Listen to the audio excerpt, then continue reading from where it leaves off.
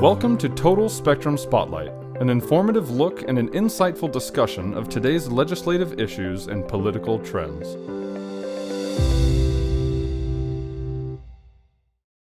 Hello, this is Senate President Karen Fann from Arizona. As the National Chair for the American Legislative Exchange Council, ALEC, I work closely with our CEO, Lisa Nelson. Lisa has long been recognized as one of our nation's most effective leaders in the conservative movement. That's because in the plain language she likes to use, she gets stuff done. At the end of this month, Lisa and the entire ALEC team will host about 1,200 lawmakers and policymakers from across Arizona at the ALEC 49th annual meeting in Atlanta. Her message is simple. With Washington mired in gridlock and nothing getting done, everyone is looking to the states for solutions. We all know this is where the real work gets done. Right now, we are witnessing a historic rise in federalism and a return of power to the states. Lisa sat down with former Congressman Eric Paulson of Total Spectrum for their Spotlight program to give a preview of the meeting and share the powerful message we need now more than ever: the importance of returning to limited government, federalism, and free markets. Welcome to Total Spectrum Spotlight, an informative look and an insightful discussion of today's legislative issues and political trends. Hello, I'm Congressman Eric Paulson, and welcome to Total Spectrum Spotlight. Today I'm sitting down with Lisa Nelson, who is the CEO of the American Legislative Exchange Council, ALEC as it's known. It is the largest nonpartisan organization of state legislators in the United States. And Lisa, thanks for joining us today. Thank you for having me, Eric. I was in the state legislature, and I attended an ALEC conference. I know a lot of state legislators who actually participate in ALEC, and they are deeply involved in the organization. They get a lot out of it, actually. And as a nonpartisan organization, maybe talk a little bit about your mission and how you interact with state legislators throughout the country.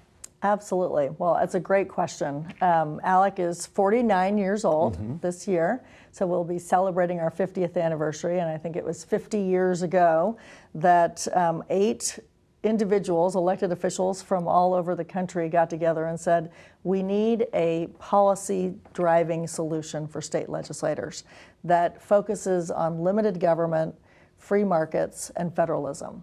And by federalism, in this context, what we mean is the states, not federalism like the federal government. So ALEC was founded. Henry Hyde was one of the original founders. Ronald Reagan had a little bit to do with it, but it was, again, as you said, a nonpartisan approach to really recognize this partnership between state legislators and business or industry. So the organization was founded and has evolved over these 49 years to be really a wonderful place for legislators to come and network with each other, learn from each other, share model policies that are working in their states. We as an organization develop model policy. So we work with the legislators to bring that to the forefront. And the organization itself has gotten a reputation for being very effective and really a resource for legislators. Yeah, let's talk about that, because you provide some framework or some guideposts, right, for legislators who get elected. We're coming up on an election, right, Yep. just around the corner. We've had a U.S. Census, we've had redistricting. So essentially, you look at the political map here, we've got all the legislators in all these different states and the different chambers will be up for election. And so some have estimated up to 60% of state representatives and state senators could be brand new. That's a significant number. Yeah, it's a little known fact, because I think that most of the coverage around politics covers Washington, D.C. And maybe not necessarily, the politics of what's happening in their state capitals. So, for instance, in Arizona and Phoenix, or in Georgia and Atlanta, the makeup of those state legislators becomes really important, and the policies that they're building out become really important. And politics should be local, and it should address those local issues. We saw in 2010 a huge historic shift in that map that you pointed out. In 2018, Again, a little bit of a shift in terms of the makeup. And right now, I would say there are 63 state chambers of the 99. And you'd think there's 50 states, there should be 100 chambers, but Nebraska is unicameral, so they only have the one chamber. So 63 of those chambers are states and delegations that are predominantly limited government, free markets, and federalism. And I would imagine, as you mentioned, that this election cycle, based on some of the conversations that we're seeing, based on some of the changes that we're seeing, and some even in a post-COVID environment, are going to see a significant shift. One in particular, I think your home state, Minnesota, has a split delegation where the Democrats control one and the Republicans control another. A lot of the pundits are saying that the Minnesota House will flip to Republican control. So that will be interesting to watch. Even one or two flips in an election cycle is significant in terms of what happens in the state. Huh.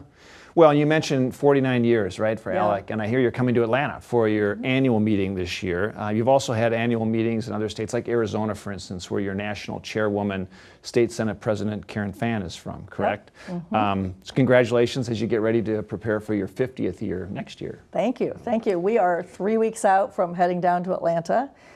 We expect somewhere between 1,100 and 1,200 legislators, kind of policymakers, influencers to attend the meeting and speak at the meeting. We'll have a great lineup of speakers, including Newt Gingrich, who's formerly from Georgia and was from the Georgia 6th District. Vivek Ramaswamy, who wrote the book Woke Inc., will be speaking. Betsy DeVos, the former Secretary of Education here in D.C., but now education activist in Michigan. So we try to bring in a lot of the state leaders and state discussions. The Secretary of Education from Virginia, Amy Gadara, will be there. Who I know very well. She's Virginia has been the hot spot for education. So we're going to hear from her and hear what's going on with respect to parental rights and engagement.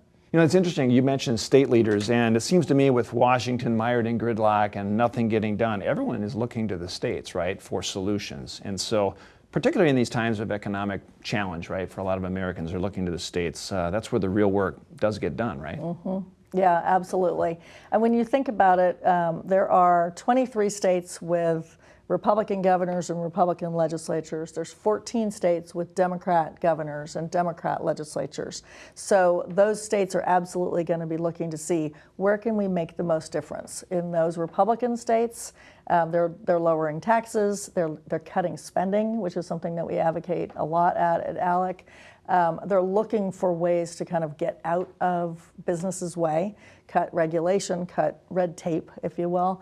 And in the Democrat states, they're looking to figure out, how can they approach things with more of a government hand in people's lives. So we really try to advocate for less government in your life.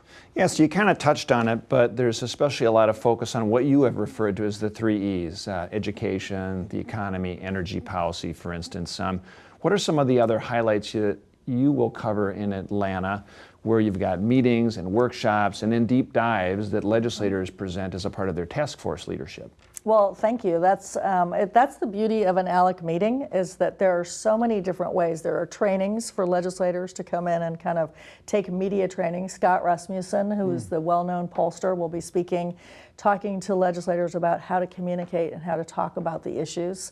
He's got a very, very positive message about how you can communicate. The workshops will range from cryptocurrency to homeland security to property rights and private right of action, all kinds of issues that legislators are going to be having to grapple with next January when they get back into session. But you mentioned the 3 E's, education, energy independence, and the economy. I think those 3 are really good issues for people to be learning about and to be talking about, because so many people through COVID, whether it's through COVID on the education front, whether it's through the high gas prices on energy independency, I just think Americans are paying a lot more attention to who's making these decisions and how they impact themselves.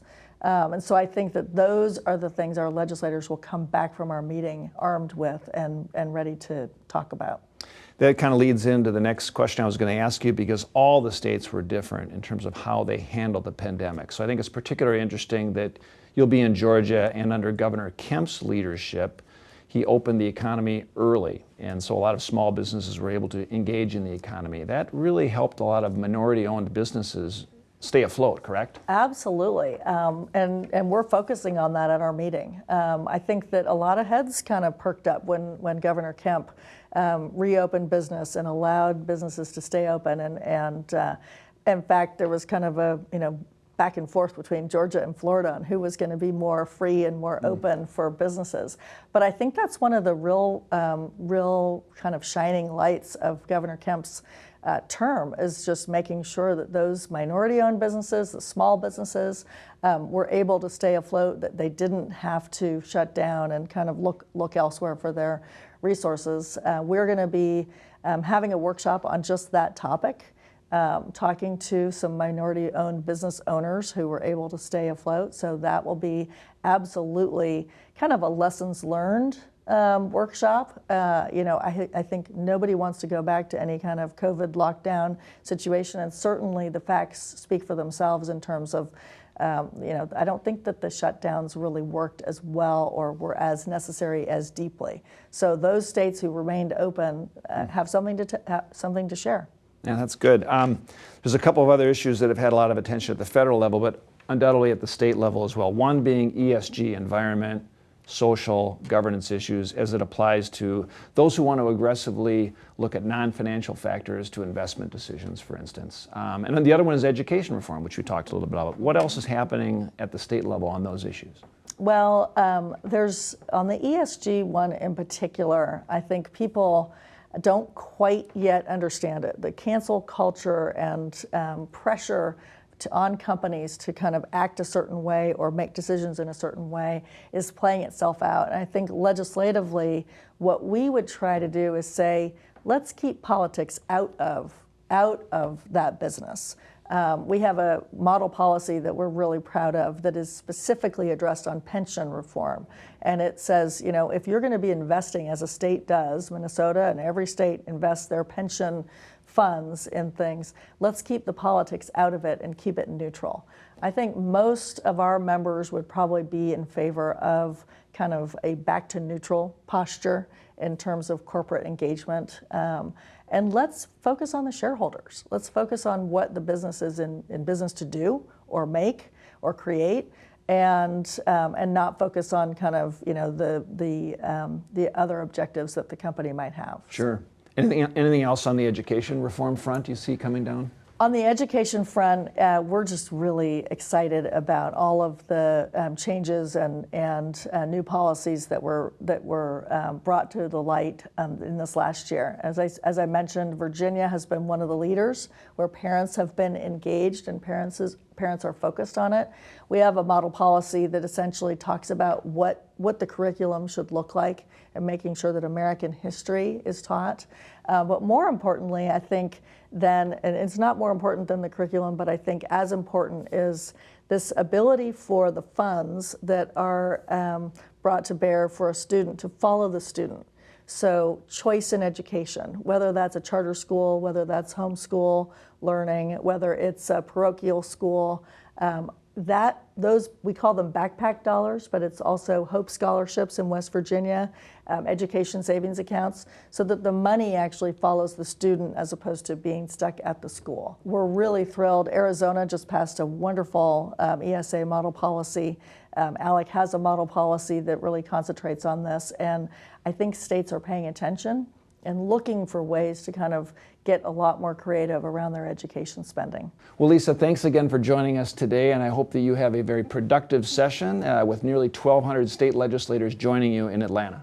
Well, thank you, Eric. I really appreciate all you do and all that Total Spectrum has done. We look forward to seeing everybody in Atlanta. And thanks to all our viewers for joining us on Spotlight. We look forward to engaging with you next time. Thank you for watching Total Spectrum Spotlight. For more information about Total Spectrum, please visit us at totalspectrumsga.com. Total Spectrum, strategies uniquely focused on your success.